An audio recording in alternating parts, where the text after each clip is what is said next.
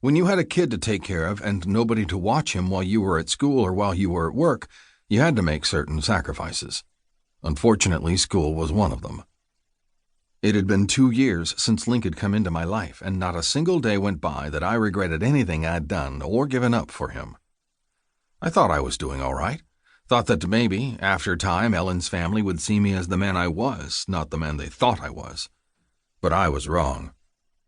With one final look in the direction of where Ellen had last been standing, I walked down the steps and didn't look back.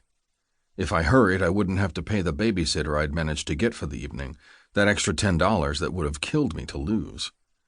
I walked away, rubbing my chest as if it would somehow help the gaping hole that had suddenly formed where my heart was.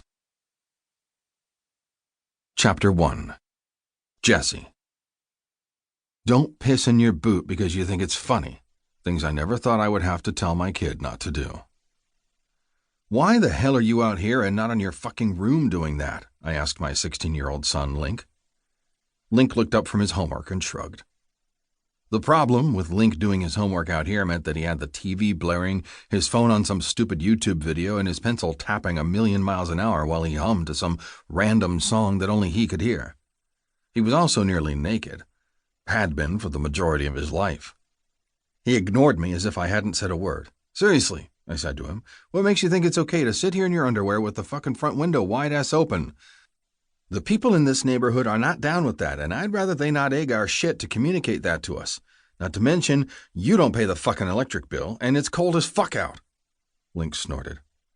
They'd have to be able to walk close to our cars, and since most of them are old geezers, I don't see that happening, he countered. What's gotten up your ass? I grunted, walking to the kitchen to grab a beer. It had been a long fucking day, and I had to go back to work and do it all over again tomorrow. I was a welder for a pipeline. My job was exhaustingly hard work that I fucking loved. I made a whack and paid my bills, but I had to work long hours to do it. Nearly 80 hours a week. Someone called for you today. A woman. What was her name? I asked, scanning the contents of the refrigerator for something to eat. Did you eat all the leftover pizza? Link and I had pizza a lot. Anything that was fast, usually something that came out of a box, was one of our go-to menu items, seeing as neither one of us really knew how to cook.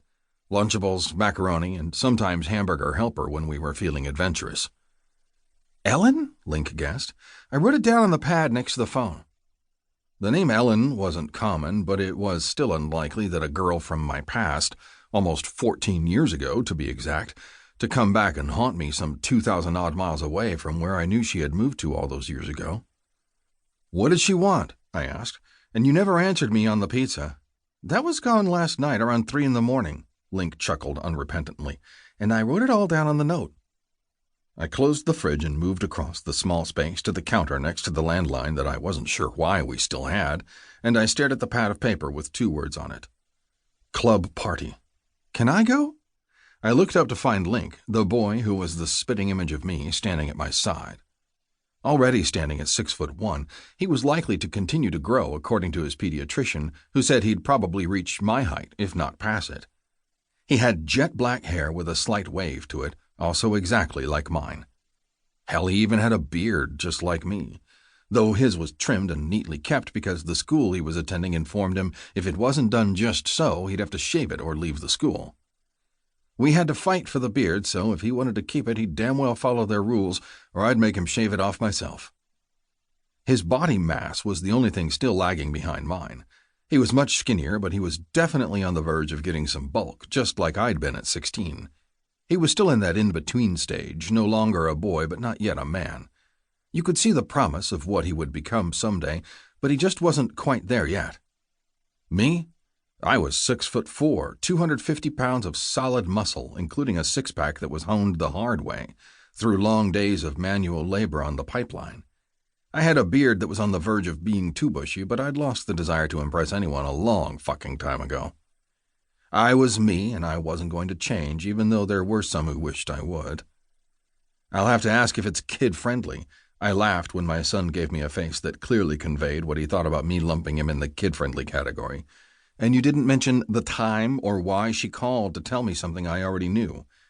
She was supposedly reminding everyone about it since someone complained a few weeks ago that they weren't reminded. Oh, and I'm not a kid.